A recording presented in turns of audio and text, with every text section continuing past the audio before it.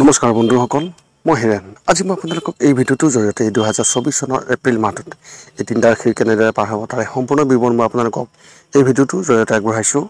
প্ৰথমে মোৰ চেনেলটো আপোনালোকে ছাবস্ক্ৰাইব কৰি ল'ব, যাতে মোৰ পিছৰ ভিডিঅ'বিলাক আপোনালোকে সহজে লাভ কৰিব পাৰে। লগতে মোৰ ভিডিঅ' যদি ভাল লাগে তেন্তে লাইক আৰু শ্বেয়াৰ কৰিব, কমেণ্ট কৰি আপোনালোকৰ মনৰ ভাৱ প্ৰকাশ কৰিব। এতিয়া মূল বিষয়লৈ। মকৰ ৰাশি ব্যক্তিসকলৰ এই এপ্ৰিল মাহটোত এওঁলোকৰ পাৰিবাৰিক জীৱনৰ ক্ষেত্ৰত এনেধৰণৰ এই মাহটো আপোনাৰ পাৰিবাৰিক জীৱনৰ বাবে অসুবিধাজনক হ'ব পাৰে। আপোনাৰ মাক বা পত্নীৰ সৈতে কিছু সময়ৰ বাবে মাতৃগৃহলৈ যাব পাৰে, যাৰ বাবে ঘৰটো অলপ বিশৃংখলিত হোৱাৰ সম্ভাৱনা অত্যন্ত প্ৰবল। যদি ঘৰত এজন বৃদ্ধ ব্যক্তি থাকে তেন্তে তেওঁৰ স্বাস্থ্য বেয়া হৈ থাকিব পাৰে, গতিকে আপুনি সেইটো মনোযোগ দিব লাগিব। যদি ঘৰত সকলো সুখী আৰু শান্তিপূৰ্ণ হ'ব আৰু কোনো ধৰণৰ সমস্যা নহ'ব, কিন্তু মাহৰ তৃতীয় সপ্তাহত আদৰ্শগত পাৰ্থক্য কাৰোবাৰ সৈতে আহিব পাৰে। যদি আপুনি শীতল মনেৰে কাম নকৰে তেন্তে এই পাৰ্থক্যবোৰে পিছত এক ডাঙৰ সমস্যাৰ সৃষ্টি কৰিব পাৰে। ব্যৱসায় আৰু চাকৰিৰ ক্ষেত্ৰত এনেধৰণৰ যদি আপুনি এজন ব্যৱসায়ী বা ব্যৱসায় কেইদিনমানৰ বাবে লেহেমীয়া হৈ আছে, তেনেহ'লে এই মাহত আপুনি অধিক পৰিশ্ৰম কৰিব লাগিব। যদি আপুনি এই মাহত ভালদৰে কাম কৰে তেন্তে বিষয়টো সম্পন্ন হ'ব আৰু ব্যৱসায়টোৱে এক নতুন গতি লাভ কৰিব। এই সময়ছোৱাত আপোনাৰ মন শান্ত ৰাখিব আৰু ধৈৰ্য সহকাৰে কাম কৰিব লাগিব। যদি আপুনি ব্যক্তিগত হিচাপে কাম কৰে, কাৰ্যালয়ত কিছুমান লোকৰ আপোনাৰ প্ৰতি ঈৰ্ষা অনুভৱ হ'ব পাৰে। তেওঁলোকে আপোনাৰ বিষয়ে ভুল ধাৰণা বিয়পাবলৈ চেষ্টা কৰিব। এনে পৰিস্থিতিত আপুনি নিজকে কাৰ্যালয়ত ৰাজনীতিৰ পৰা আঁতৰাই ৰাখিলে অতি ভাল হ'ব। কেৱল আপোনাৰ কামত মনোযোগ দিয়ক আৰু আন একোতে মনোনিৱেশ নকৰিব। শিক্ষা আৰু কেৰিয়াৰ ক্ষেত্ৰত এনেধৰণৰ বছৰটোৰ এই মাহটো ব্যৱস্থাপনা পাঠ্যক্ৰম কৰা শিক্ষাৰ্থীসকলৰ বাবে অলপ কঠিন হ'ব পাৰে। এই মাহত কিছুমান চাকৰি আপোনাৰ হাতৰ পৰা ওলাই যাব পাৰে। মনোযোগ দিব নোৱাৰাৰ বাবে সমস্যা হ'ব। যদি আপুনি আৰম্ভণিৰ পৰা সতৰ্ক মনোভাৱ অৱলম্বন কৰে তেনেহ'লে পৰিস্থিতি উন্নত হ'ব পাৰে। চৰকাৰী পৰীক্ষাৰ বাবে প্ৰস্তুতি চলাই থকা শিক্ষাৰ্থীসকলে তেওঁলোকৰ কামৰ বিষয়ে সচেতন হ'ব আৰু নিষ্ঠাৰে অধ্যয়ন কৰিব। তেওঁলোকে সোনকালেই ফলাফল পাব। বিদ্যালয়ত অধ্যয়ন কৰি থকা শিক্ষাৰ্থীসকলে তেওঁলোকৰ দেউতাকৰ পৰা সমৰ্থন লাভ কৰিব আৰু তেওঁৰ দ্বাৰা অধিক নিৰ্দেশনা দিয়া হ'ব। প্ৰেমৰ ক্ষেত্ৰত এনেধৰণৰ এই মাহত আপুনি আপোনাৰ প্ৰেমিকৰ সৈতে লগ ল'ব লাগিব আৰু আপুনি তেওঁলোকৰ সৈতে ভাল সময় কটাব পাৰিব। দুয়োৰে মাজত পাৰস্পৰিক প্ৰেমো বৃদ্ধি পাব আৰু পুৰণি ভুল বুজাবুজি আঁতৰ কৰা হ'ব। যদি তৃতীয় পক্ষৰ দ্বাৰা বিবাদ হৈছিল তেন্তে সেইটো সমাধান কৰা হ'ব আৰু সম্পৰ্ক শক্তিশালী হ'ব। বিবাহৰ বাবে সম্পৰ্ক বিচাৰি থকা লোকসকলৰ ক্ষেত্ৰত এনেধৰণৰ এওঁলোকে ক'ৰবাৰ পৰা এটা ভাল প্ৰস্তাৱ পাব পাৰে, কিন্তু মনোযোগৰ অভাৱৰ বাবে ই আপোনাৰ হাতৰ পৰা ওলাই যাব পাৰে। এনে পৰিস্থিতিত কোনো ভাল সম্পৰ্ক আপোনাৰ হাতৰ পৰা ওলাই যাব নিদিব আৰু সকলো ফালে মনোযোগ দিব লাগিব। স্বাস্থ্যৰ ক্ষেত্ৰত এনেধৰণৰ মাহৰ দ্বিতীয় সপ্তাহত পেশীজনিত বিশেষ সমস্যা হোৱাৰ সম্ভাৱনা অত্যন্ত প্ৰবল। এনে পৰিস্থিতিত যদি আপুনি যোগ ব্যায়ামৰ অভ্যাসত আপুনি নিজকে নিয়মীয়াকৈ স্থান দিয়ক তেন্তে তেনে কৰিলে আপোনাৰ কোনো সমস্যা নহ'ব।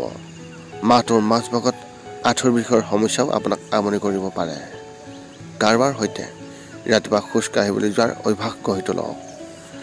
যদি আপুনি শাৰীৰিক খেল খেলে তেন্তে ইয়াক খেলাৰ আগতে ভালদৰে আপোনাৰ শৰীৰটো গৰম কৰক, অন্যথা পিছত সমস্যা হ'ব পাৰে। মাহটোৰ শেষত বমি, ডায়েৰিয়া আদিৰ সমস্যাই আপোনাক সমস্যাজনিত কিছু সমস্যা দিব পাৰে। আপোনাৰ এই মাহত শুভ সংখ্যা হিচাপে 2 আৰু শুভ ৰং হিচাপে আপুনি এই মাহত কমলা ৰং ব্যৱহাৰ কৰিব পাৰে। কুম্ভ ৰাশি ব্যক্তিসকলৰ এই মাহটো এওঁলোকৰ পাৰিবাৰিক জীৱনৰ ক্ষেত্ৰত এনেধৰণৰ। এই মাহত শনিদেৱ আপোনাৰ পৰিয়ালৰ বাবে খুবেই গধুৰ হৈ থাকিব, যাৰ বাবে আপোনাৰ ঘৰত বিবাদৰ সম্ভাৱনা অত্যন্ত প্ৰবল। আপুনি কোৱা কিবা এটা কথাই কাৰোবাৰ বাবে ইমানে বেয়া অনুভৱ হ'ব পাৰে যে ঘৰত কাজিয়া হ'ব পাৰে। অভিভাৱকসকলেও আপোনাৰ ওপৰত খং কৰা দেখা যাব আৰু আপোনাৰ সন্মান আগৰ তুলনাত হ্ৰাস পাব। এই সকলোবোৰ পৰিহাৰ কৰিবলৈ শনিদেৱক সন্তুষ্ট কৰিবলৈ ব্যৱস্থা লওক। প্ৰতি শনিবাৰে শনি মন্দিৰ দৰ্শন কৰক আৰু তেওঁক কলা তিল আৰু সৰিয়হৰ তেল দান কৰক আৰু এজন ভোকাতুৰ ব্যক্তিক আপুনি খুৱাবলৈ চেষ্টা কৰক। এনে কৰিলে আপোনাৰ পৰিস্থিতি বহুত উন্নত হ'ব। ব্যৱসায় আৰু চাকৰিৰ ক্ষেত্ৰত এনেধৰণৰ।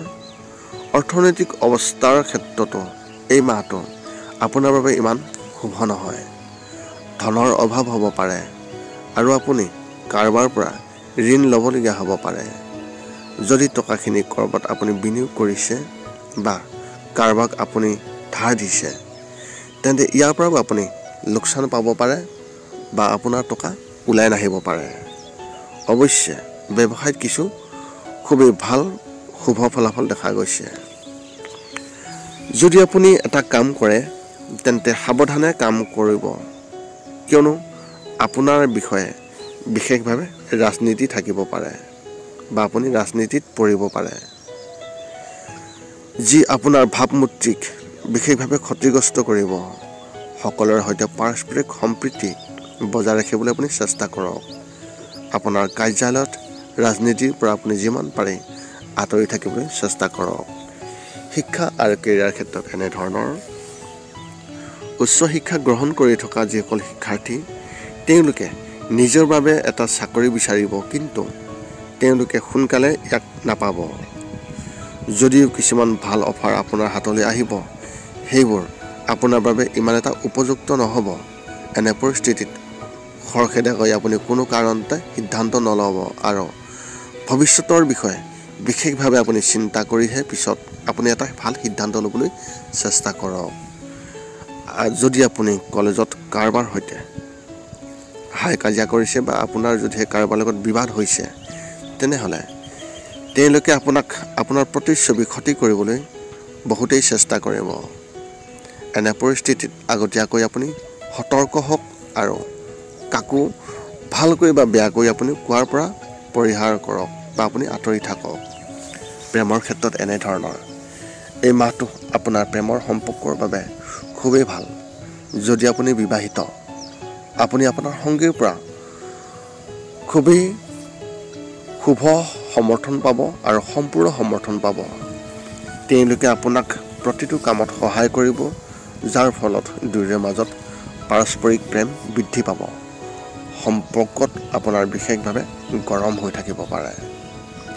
যদি আপুনি কাৰোবাক ভাল পায় আৰু কিছু সময়ৰ পৰা আপুনি তেওঁক এই কথাষাৰ ক'বলৈ চেষ্টা কৰি আছে, তেন্তে এই মাহটো সেই ব্যক্তিসকলৰ কাৰণে অতি শুভ বুলি বিশেষভাৱে প্ৰমাণিত হ'ব। এনে পৰিস্থিতিত আপোনাৰ বাবে এই মাহটো খুবেই ভাল। গতিকে অত্যাধিক চিন্তা নকৰাকৈ তেওঁলোকক আপোনাৰ মনৰ কথা সঁচা হৃদয়েৰে আপুনি ক'ব পাৰে। আপুনি ইতিবাচক ফলাফল আপুনি নিশ্চয়কৈ পাব। স্বাস্থ্যৰ ক্ষেত্ৰত এনেধৰণৰ। মাহটোৰ আৰম্ভণিতে চকুৰ সৈতে সম্পৰ্কিত যিকোনো সমস্যাই আপোনাক আমনি কৰিব পাৰে, কিন্তু লাহে লাহে ইয়াক সংশোধন কৰা হ'ব। অৱশ্যে স্বাস্থ্যৰ ক্ষেত্ৰত এই মাহটো আপোনাৰ বাবে স্বাভাৱিক হ'ব আৰু কোনো ডাঙৰ সমস্যা নহ'ব। মানসিক চাপ থাকিব যদিও টোপনিৰ অভাৱৰ বাবে আপোনাৰ কিছু ভাগৰ থাকিব পাৰে। এই সমস্যা পৰিহাৰ কৰিবলৈ যদি আপুনি শোৱাৰ আগতে কিছু সময় ধ্যান কৰাৰ অভ্যাস কৰে বা তাত আপুনি উন্নত ফলাফল পাব। সেইবাবে আপুনি শোৱাৰ আগত শান্ত মনেৰে কমেও 15 পৰা 20 মিনিট ধ্যান কৰাৰ অভ্যাস কৰক। আপোনাৰ এই মাহত শুভ সংখ্যা হিচাপে 4 আৰু শুভ ৰং হিচাপে আপুনি এই মাহত আকাশী নীলা ৰং ব্যৱহাৰ কৰিব পাৰে। মীন ৰাশিৰ ব্যক্তিসকলৰ এই এপ্ৰিল মাহটোত এওঁলোকৰ পাৰিবাৰিক জীৱনৰ ক্ষেত্ৰত এনেধৰণৰ। এই মাহটো পাৰিবাৰিক জীৱনৰ বাবে খুবেই ভাল হ'ব। যদি আপোনাৰ সন্তানে অধ্যয়ন কৰি আছে, তেন্তে তেওঁলোকে খুবেই ভাল ফলাফল পাব, যি আপোনাক উত্তেজিত কৰিব। লগতে আপোনাৰ সন্তানৰ প্ৰতি আপোনাৰ মৰম বৃদ্ধি হ'ব আৰু আপুনি তেওঁলোকৰ সৈতে ক'ৰবালৈ যাবলৈ মন স্থিৰ কৰিব পাৰে। আপোনাৰ প্ৰতি পিতৃ মাতৃৰ মৰম বৃদ্ধি হ'ব আৰু তেওঁলোকে আপোনাৰ বাবে কিবা নতুন কৰিবলৈ চেষ্টা কৰিব। আপুনি তেওঁলোকৰ স্বাস্থ্যৰ বিষয়ে যত্ন লোৱা উচিত আৰু যদি তেওঁলোকৰ কোনো ইচ্ছা থাকে ইয়াক পূৰণ কৰিবলৈ চেষ্টা কৰক। কিছুমান বিষয়ত ওচৰ চুবুৰীয়াসকলৰ সৈতে আপোনাৰ পাৰ্থক্য থাকিব পাৰে, কিন্তু পাৰস্পৰিক বুজাবুজিৰ সৈতে ইয়াক সোনকালে সমাধান কৰা হ'ব। ব্যৱসায় আৰু চাকৰিৰ ক্ষেত্ৰত এনেধৰণৰ এই মাহত ব্যৱসায়ত খুবেই লাভ হ'ব, কিন্তু তাত তুলনাত ব্যয় বৃদ্ধি হ'ব। আপুনি এটা নতুন ব্যৱসায় আৰম্ভ কৰাৰ কথা ভাবিব পাৰে।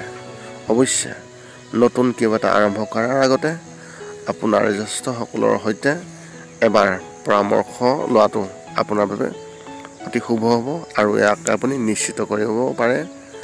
তাৰপিছত আপুনি বিশেষ সিদ্ধান্ত ল'ব পাৰে আৰু তাত কোনো আপোনাৰ সমস্যা নহ'ব। চৰকাৰী চাকৰি কৰা ব্যক্তিসকলৰ ক্ষেত্ৰত আন ক্ষেত্ৰৰ পৰা খুবেই ভাল প্ৰস্তাৱ আহিব পাৰে। এনে পৰিস্থিতিত কোনো সুযোগ এৰি নিদিব আৰু সেইবোৰ ভালদৰে অনুসন্ধান কৰি এটা নতুন চাকৰি বিচাৰিব পাৰে আৰু ইয়াত আপুনি ছাকচেছো হ'ব, যিয়ে আপোনাৰ ভৱিষ্যতে আপোনাৰ পথ প্ৰশস্ত কৰিব। শিক্ষা আৰু কেৰিয়াৰ ক্ষেত্ৰত এনেধৰণৰ যদি আপুনি এইমাত্ৰ মহাবিদ্যালয়ত নামভৰ্তি কৰিছে আৰু প্ৰথম বছৰত আছে, তেন্তে এই মাহটোৱে আপোনাৰ বাবে খুবেই শুভ ফল দিব। আপুনি শিক্ষকসকলৰ পৰা সম্পূৰ্ণ সমৰ্থন পাব আৰু আপুনি নতুন বন্ধু বনাব পাৰিব। বিদ্যালয়ত পঢ়ি থকা শিক্ষাৰ্থীসকলে প্ৰশিক্ষকৰ পৰা আঁতৰি থাকিব আৰু নিজকে ঘৰত অধ্যয়ন কৰাৰ কথা বিবেচনা কৰিব। যদি আপুনি প্ৰতিযোগিতামূলক পৰীক্ষাৰ বাবে প্ৰস্তুতি চলাই আছে, তেন্তে এই মাহত কঠোৰ পৰিশ্ৰম কৰক, কিয়নো সোনকালে আপোনাৰ কঠোৰ পৰিশ্ৰমে বিশেষ শুভ ৰং দিব আৰু আপোনাৰ জীৱন ৰঙেৰে ভৰাই তুলিব। আপোনাৰ ৰাশি চিহ্ন অনুসৰি ভৱিষ্যত আপোনাৰ বাবে সোণালী দিন আহিব। গতিকে আগতীয়াকৈ এই বিষয়ে অৱগত হ'ব আৰু কোনো সুযোগ আপুনি হেৰুৱাবলৈ চেষ্টা নকৰিব। প্ৰেমৰ ক্ষেত্ৰত এনেধৰণৰ আপোনাৰ পত্নীৰ সৈতে কথা পাতোঁতে তেওঁলোকৰ ভাল আৰু বেয়া দিশবোৰ এই বিষয়ে চিন্তা কৰক, কিয়নো আপুনি কোৱা কিবা এটাই সেইবোৰ বিশেষভাৱে অসুবিধা দিব। এনে পৰিস্থিতিত সম্পৰ্কৰ দূৰত্ব বৃদ্ধি হ'ব পাৰে আৰু আপুনি ইয়াক বুজিব নোৱাৰিব। যদি সম্ভৱ হয় আপোনাৰ সংগীত সময় দিয়ক আৰু তেওঁলোকৰ সৈতে ভৱিষ্যতৰ বিষয়ে অৰ্থপূৰ্ণ আলোচনা কৰক। যদি আপুনি অবিবাহিত আৰু কাৰোবাক বিচাৰি আছে, তেন্তে এই মাহত আপুনি এজন বন্ধুৰ প্ৰেমত পৰিব আৰু আপুনি তেওঁলোকৰ প্ৰেমত হেৰাই যাব পাৰে। যদিও ই বেছি দিন নাথাকিব, কিন্তু আপুনি সৰ্বশ্ৰেষ্ঠ চেষ্টা কৰিব। স্বাস্থ্যৰ ক্ষেত্ৰত এনেধৰণৰ যদি আপুনি কাম কৰোঁতে খাবলৈ মন নাথাকে বা মন নাযায়, তেন্তে ই আপোনাৰ বাবে সমস্যাৰ সৃষ্টি কৰিব পাৰে। স্বাস্থ্যৰ অৱনতি ঘটাব পাৰে। এই সময়ত আপোনাৰ স্বাস্থ্য যত্ন লোৱাটো অত্যন্ত প্ৰয়োজন। মানসিকভাৱে আপুনি সম্পূৰ্ণ স্বাস্থ্যৱান হ'ব আৰু কোনো ধৰণৰ সমস্যা নহ'ব। যদি আপুনি ৰাতিপুৱা খোজ কাঢ়িবলৈ যোৱাৰ অভ্যাস কৰে, তেন্তে সকলো ঠিক হৈ যাব। আপোনাৰ পৰিয়ালটোৰ বিষয়ে কিছু চিন্তা থাকিব, কিন্তু সেই বিষয়টো কাৰোবাৰ সৈতে ভাগ বতৰা কৰিলে ইয়াক সোনকালে সমাধান কৰা যাব। আপোনাৰ এই মাহত শুভ সংখ্যা হিচাপে 7 আৰু শুভ ৰং হিচাপে আপুনি এই মাহত মেৰুন ৰং ব্যৱহাৰ কৰিব পাৰে। পুনৰ লগ পাম অন্য এটা ভিডিঅ'ত। আজিলৈ ধন্যবাদ।